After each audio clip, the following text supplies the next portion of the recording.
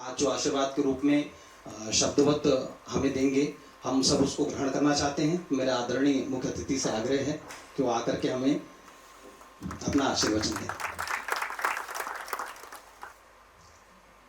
मंच पर उपस्थित यहाँ के आयुर्वेद कॉलेज को ठीक ढंग से मार्गदर्शन करने वाले और शक्ति देने वाले गौरव जी और दो बैठे हैं राम लक्ष्मण, दो कॉलेज है ना, तो आपस में ही सब चलता होगा मेल, ऐसा मैं समझता हूँ। कोई स्पर्धा तो नहीं होगी, लेकिन आपस में थोड़ा सा मेल बनाकर आगे बढ़ते होंगे, ऐसा सोचकर ये दो जो बैठे प्राचार्य दोनों भी अच्छे समर्पित है। और अभी जिन्होंने ये मंच का संचालन कर रहे हैं, उन्होंने कहा कि आशीर्वचन के रूप में कुछ बताएंगे, तो मैं इतना ही कह सकता हूँ कि शतायुषी भव, और मैं बैठ भी सकता हूँ, लेकिन ऐसा नहीं करूँगा। थोड़ा आयुर्वेद का होने से और विषय भी बहुत सुंदर है, और दो कॉलेज के विद्यार्थी और पढ़ाने वाले पूरे शिक्षक यहाँ उपस्थित है, तो थोड़ी कुछ बातें मैं आपसे करना चाहता हूँ। वैसा तो आरोग्य भारती का नाम है, तो आरोग्य के क्षेत्र में काम करने वाला संगठन है, और स्वस्थ व्यक्ति, स्वस्थ परिवार, स्वस्थ ग्राम और स्वस्थ राष्ट्र के लिए काम करने वाला संगठन। केवल डॉक्टर लोगों का संगठन नहीं, केवल एक पैथी के डॉक्टर्स ऐसा भी नहीं, तो सभी पैथी के डॉक्टर्स है, मेडिकोस है, नॉन मेडिकोस है, सबको जोड़ते हैं। जिनकी स्वास्थ्य क्षेत्र में रुचि है, ऐसे सबको जोड़ना, और प्रिवेंशन में हम काम करते हैं। कोई व्यक्ति यदि व्याधिग्रस्त हो गया तो उसके लिए बहुत अच्छा सुविधा होती है, हॉस्पिटल्स है, डॉक्टर्स है, प्राइवेट प्रैक्टिशनर्स है, सब करते रहते हैं, लेकिन व्यक्ति बीमार ही ना हो इसके लिए काम करने वाला कोई ज्यादा संख्या में लोग न होने से आरोग्य भारती का काम प्रारंभ हुआ। और आज बड़ी गर्व की बात है कि पूरे देश के लगभग सभी जिलों में, कुछ बचे हैं लेकिन सभी प्रांत तो है, लेकिन सभी जिलों में लगभग काम आरोग्य भारती का प्रारंभ हुआ। भोपाल में भी अच्छा काम चलता है, ये आपकी जानकारी के लिए बता देता हूँ, जिसकी रुचि होगी वो उससे जुड़ सकते हैं। यहाँ केंद्रीय कार्यालय जो पूरे देश का भोपाल में है, और वो भोपाल के कार्यालय में कल ही गौरव जी भी आए थे, बाकी दोनों भी आए थे, प्राचार्य जी, और धन्वंतरी की मूर्ति की स्थापना के उपलक्ष्य में हम आए, तो आपसे मिलने का और सौभाग्य मिला। तो वो अंतर्राष्ट्रीय विषय वगैरह वो तो रखा, उसके बारे में ज़्यादा नहीं बोलूँगा, लेकिन आप बड़ी संख्या में यहाँ उपस्थित है और आयुर्वेद के लिए समर्पित है, तो कुछ बातें मेरे मन में जो है वो बताऊंगा। जैसा उन्होंने उल्लेख किया राकेश जी ने कि MBBS को, BDS को नहीं मिला तो आयुर्वेद में आ गए, ऐसा नहीं। हमारा गर्व है कि हम आयुर्वेद में आए, ये पहले मन में उसको पक्का करना चाहिए, और आयुर्वेद मन से सीखना चाहिए। यहाँ मैं पूछ रहा था गौरव जी को कि इधर का साइड का जरा पूरा भरा दिख रहा है, तो क्या लड़कियां की संख्या ज़्यादा है क्या? तो बता रहे थे कि 60% लड़कियां, 40% लड़के, ऐसा एडमिशन्स होता है। मैं जब महाराष्ट्र में हूँ तो कई कॉलेज तो ऐसे है कि 85%, 90% लड़कियां, 10% लड़के, ऐसी भी स्थिति है कुछ कॉलेज में। तो लड़कियां हैं तो नारी शक्ति बड़ी संख्या में आपके साथ है, तो बड़ा गर्व का बात है, गर्व की बात है, क्योंकि मैं तो समझता हूँ कि नारी अब पीछे रहने वाली नहीं है, उसमें बहुत शक्ति है, वो सिद्ध भी हो रही है, हर क्षेत्र में नारी है। अभी आज तो ओलंपिक में भी है ना, बहुत अच्छे मेडल्स लिए हैं लड़कियों ने। तो यहाँ जितने भी लड़कियाँ बैठी है, ये अपने को गर्व महसूस करें। मैं जब पढ़ता था तो आयुर्वेद को ज़्यादा लड़कियाँ नहीं आती थी, वो उल्टा था, सब मामला उल्टा था। 80% लड़के, 20%, 10% लड़कियाँ, ऐसा था। अभी बदल गया सब। तो मैंने ऐसे एक लड़की से पूछा कि भाई क्यों आयुर्वेद को चुना? उसने जो उत्तर दिया वो आपको लागू नहीं है, लेकिन दिया उसने कहा कि चलो पढ़ लेंगे, जरा डॉक्टर बन जाएंगे, और कोई MD मेडिसिन या MBBS डॉक्टर से शादी करके अपना प्रैक्टिस करेंगे। ऐसा तो आपके मन में नहीं है ना, यदि है तो उसको निकाल दीजिए। नहीं, एमबीबीएस से शादी करना मेरे लिए कोई ऑब्जेक्शनेबल नहीं है, लेकिन उसके लिए आयुर्वेद में आई ये भावना गलत है, उसको निकालना चाहिए। हम आयुर्वेद को पढ़ेंगे, स्वास्थ्य क्षेत्र में अच्छा काम करने के लिए आएंगे। और अभी तो आयुर्वेद को तो अभी ये जो है ना राज मान्यता मिल रही है, अंतर्राष्ट्रीय स्तर पर भी आयुर्वेद बढ़ रहा है। लेकिन ऐसे स्थिति में जहाँ अनुकूलता होती है तो वहाँ थोड़ी सी सावधानी भी रखना पड़ती है। सावधानी कैसी? तो यदि किसी देश ने कहा हमारे प्राइम मिनिस्टर को, जरा हमको एक अच्छे 25 जानकार डॉक्टर्स दीजिए आयुर्वेद के, क्या स्थिति होगी? वो स्थिति में लाने के लिए हम सबको काम करना पड़ेगा। ऐसा उल्लेख आया कि वे हर भाषा का ज्ञान रखना चाहिए। तो मैं तो समझता हूँ कि आयुर्वेद अच्छे ढंग से पढ़े, अपने को आयुर्वेद आना चाहिए। मैं तो समझता हूँ कि मॉडर्न मेडिसिन सीखना, प्रैक्टिस करना बहुत आसान है, आयुर्वेद की प्रैक्टिस करना बहुत ही कठिन है। अब ख्याल में रखो, जितना हो सके अपने लाइफ जितना मिला है अभी, उसका पूरा उपयोग आयुर्वेद सीखने के लिए करो। मॉडर्न का छोड़ दीजिए, कोई दिक्कत नहीं उसकी, कोई चिंता भी मत करो, वो तो आ जाएगा आपको। लेकिन आयुर्वेद, अब मैं जिस क्षेत्र में काम किया, 35 वर्ष प्रैक्टिस किया, वहाँ तो आयुर्वेद को मान्यता नहीं थी। क्या करेंगे हम लोग? जो आता था मरीज, वो तो कहता था कि, तो महाराष्ट्र में कहते हैं कि स्वीट होता बोले इंजेक्शन लगाइए, ऐसा बोलते थे। क्या करेंगे? वो जनमानस वैसा था, नहीं कर सके। लेकिन आज लगता है कि अपने जीवन में आयुर्वेद की शिक्षा लेने के बाद एक कमी जो रह गई, वो कि शुद्ध आयुर्वेद धन मिल जाता है। तो ऐसा श्लोक है, वो श्लोक पे हम उसमें नहीं आए कभी। ये इसकी चिंता हमको करना पड़ेगी, और एक अच्छा माहौल बनाकर और आगे जो जाना है, स्वास्थ्य के क्षेत्र में रहेंगे और समाज का स्वास्थ्य ठीक रखने के लिए प्रयास करेंगे। और जो मैंने कहा ना, शतायुषी भव, ऐसी स्थिति थी हमारे पास। जीवन शैली से ये सब हो सकता है। अभी कोविड के कालखंड में मैं पूरे देश में तो प्रवास होते रहता है, कई लोगों को मिला भी हूँ।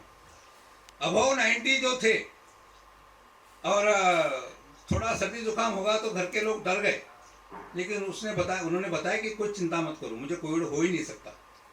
तो वो हुआ भी नहीं उनको कोविड। और फिर मैं देखा तो केवल लाइफस्टाइल और केवल आहार विहार से और कुछ थोड़ा बहुत आसन, योगासन, व्यायाम, प्राणायाम करने से वो अभी तक स्वस्थ है। एक 96 ईयर के भी मुझे मिले हैं, उनको मैं मिला हूँ। पूरा सब स्थितियाँ सब उनकी ठीक थी, चलने की स्थिति है, स्वयं का सब काम करते थे, सुनने की क्षमता, बात करने, सब ठीक, कोई आर्टिफिशियल नहीं था। तो 96 की ईयर में ये हो सकता है, तो हम तो आयुर्वेद के जानकार है, आयुर्वेद को हमने सीखा है, तो स्वयं को स्वस्थ रखेंगे, परिवार को स्वस्थ रखेंगे। जिस क्षेत्र में है हम, उस क्षेत्र के आजू बाजू के लोगों का स्वास्थ्य ठीक रखने के लिए प्रयास करेंगे। जुड़ेंगे, आरोग्य भारती से जुड़ सकते हैं, अपना भी स्वयं का कोई छोटा मोटा काम कर सकते हैं। और यहाँ जो महिलाएं बैठी है, और महिलाएं तो आरोग्य की चाबी उनके पास है। कुटुंब का, परिवार का स्वास्थ्य ठीक रखने के लिए महिलाएं जितना काम कर सकती है, पुरुष नहीं कर सकता। बच्चों को स्वास्थ्य सिखाना, घर के लोगों को स्वास्थ्य सिखाना, घर के लोगों का लाइफस्टाइल ठीक करना। अब तो ये लड़कियां बैठी है, तो आपके माताजी पिताजी का फोन आता होगा कि उठी के नहीं, जल्दी सुबह हो गई, जरा उठो। वो तो चलता है, चलने दो। आप जरा ज्यादा पढ़ती होंगी तो ज्यादा देर तक सोती होंगी, लेकिन सूर्योदय के पहले उठना चाहिए। सूर्योदय के पहले 100 वर्ष की गारंटी मैं देता हूं यहाँ से, मंच से, जो लाइफस्टाइल को ठीक करेंगे। ब्रह्म मुहूर्त पे उठना चाहिए, ऐसा कहा है ना। तो ब्रह्म मुहूर्त क्या है, जरा पूछ लीजिए ना, यहाँ सीनियर्स बैठे हैं आपके, उनको पूछ लीजिए क्या है ब्रह्म मुहूर्त। तो ब्रह्म मुहूर्त में उठना चाहिए, और कुछ नहीं, 20 मिनट व्यायाम, और वो जरा बाकी छोड़ दीजिए। जो जहाँ ज्यादा मैं भीड़ देखता हूँ महिलाओं की, वो स्टॉल पे जाना बंद कर दीजिए। वो जो है पानी पूरी, क्या गप्पे बिप्पे कुछ जो बोलते हैं, ठीक है, एक आध बार खा लिया तो चलेगा। लेकिन आयुर्वेद का जो सिद्धांत है ना, अति सर्वत्र वर्जित, तो रोज रोज नहीं खाना, कभी कभी एक आध बार चलेगा। कोई सहेली आई जरा तो चलेगा, लेकिन रोज नहीं। और पिज्जा बर्गर से दूर रहना, कोल्ड ड्रिंक्स से दूर रहना। मैं देखा हूँ गौरव जी, कोई परिवार में तो छोटे बच्चे पानी पीते ही नहीं।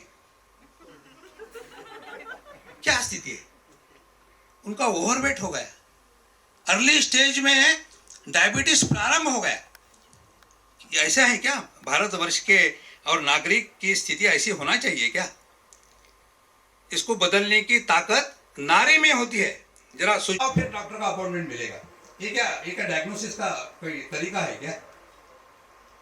मैंने जो मरीज को जांचा है उसका डायग्नोसिस मेरे मन में पक्का है, मैंने लिख दिया है पेपर पर, और उसको कोरिलेट करने के लिए फिर मैं कुछ 2 इन्वेस्टिगेशन करूंगा। नहीं तो फिर वो डॉक्टर लोग आजकल कसाई बन गए हैं, वो सुनना पड़ेगा। उसमें नहीं जाएंगे हम, वो टीका टिप्पणी छोड़ दीजिए। लेकिन जो अपने शास्त्र का व्याधि के चिकित्सा का, व्याधि के और परीक्षण का जो बताया है ना आयुर्वेद शास्त्र में, उसको एक कम से कम सीखो। कैसा एप्लीकेशन करना है वो आप सोचते रहना। लेकिन मुझे जानकारी है, केवल इतनी अच्छी हमारी नाड़ी परीक्षा थी कि वो वैद्य नाड़ी पे और उंगलियां रखकर बोलता था कि आपको क्या डिसीज हो गया, ये बोलने से चलने वाला है क्या, आयुर्वेद बढ़ने वाला है क्या?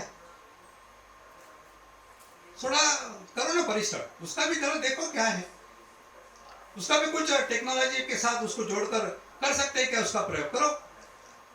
और थोड़ा रिसर्च में थोड़ा जाना चाहिए। यहाँ जितने भी बैठे हैं ना आने वाले डॉक्टर्स, उनको मैं कहूंगा कि जरा थोड़ा रिसर्च में भी जाना चाहिए। थोड़ा अपने नाम पे कुछ जरा ऐसा जरा बना के रखो ना। वो सुषण वैद्य तो थे, उन्होंने लाया वो सब, तो वो तो ठीक है, उनका तो है नाम, उनका चल रहा है नाम अभी भी।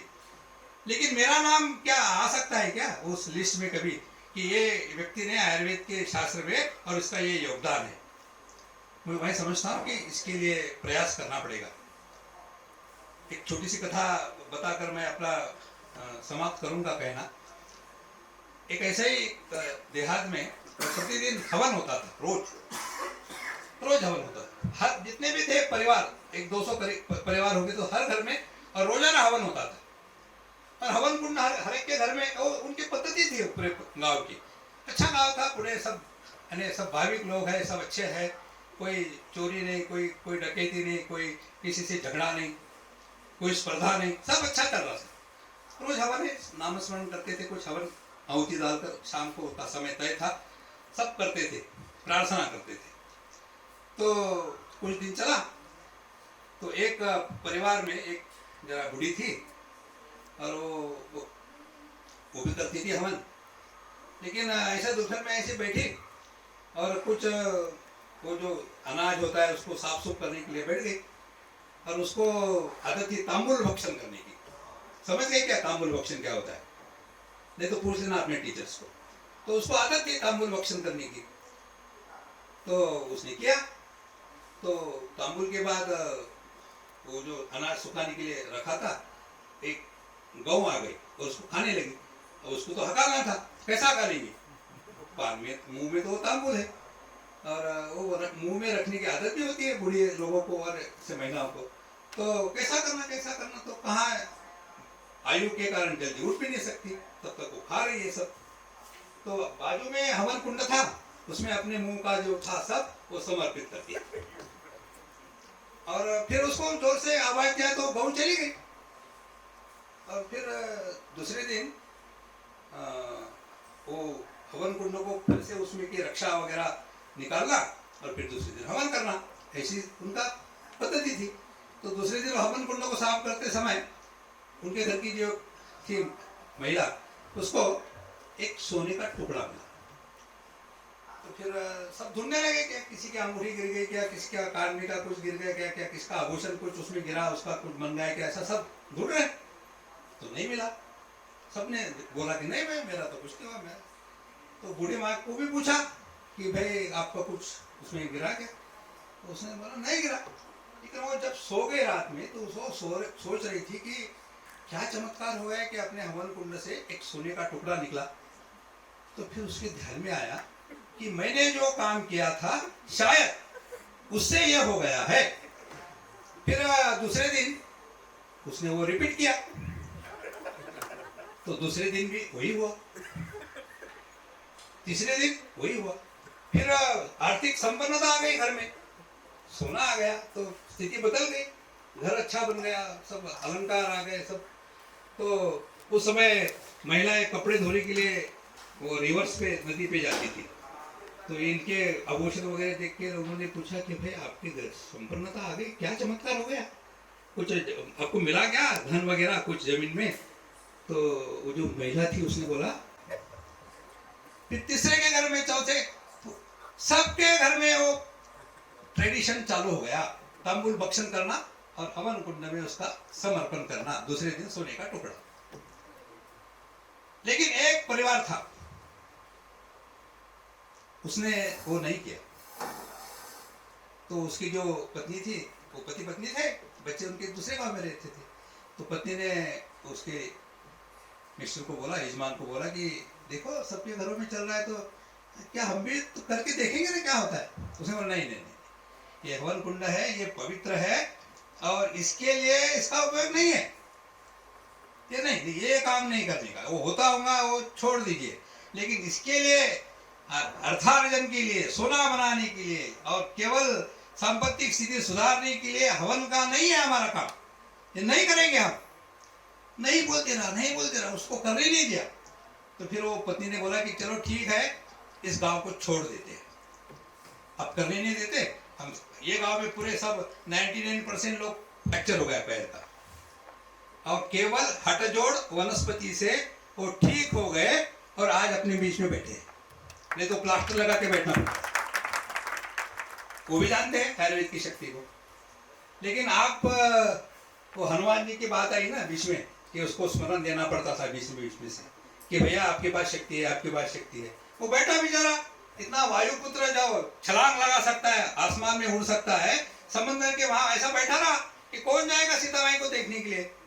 तो बड़े जो थे उनके जो थे, उन्होंने बताया कि भाई जामवंत जी के, अरे हनुमंत जी, आपको पवन सुत जी, आपको है ना शक्ति, जरा लगाइए उठान। अरे मेरे पास है क्या शक्ति, लगाया उठान तो पहुंच गए।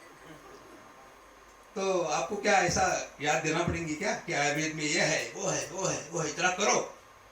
मैं समझता हूँ कि इसका आवश्यकता नहीं पड़ना चाहिए। हम स्वयं सिद्ध करेंगे कि आयुर्वेदिक शास्त्र है, शाश्वत शास्त्र है, और आयुर्वेद आने वाले समय में समाज का स्वास्थ्य ठीक रखने में प्रयास करने के लिए नंबर 1 का शास्त्र होने वाला है। उसमें हमारा योगदान उसी भावना से हम करेंगे। इतना आपसे अपेक्षा करके मेरे वाणी को मैं विराम देता हूं। भारत माता की जय।